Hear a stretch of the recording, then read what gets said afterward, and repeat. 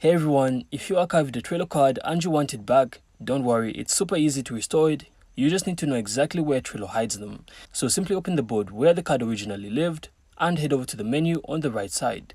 So if the menu isn't already open, just click the little show menu button.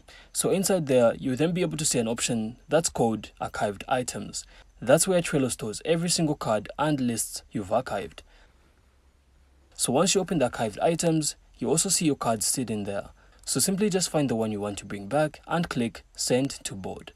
So Trello will then instantly restore it to the list it came from in the same order it was before. So if you want to keep things tidy, you can also move it to a different list directly from that same menu before archiving it. So Trello literally also lets you do that. And that's all there is to it. So your card will then be back on the board and ready to update, move, or reorganize however you want. So I really hope you found this insightful, and if you did, make sure to leave a like and of course subscribe. Then we will see you on the next one.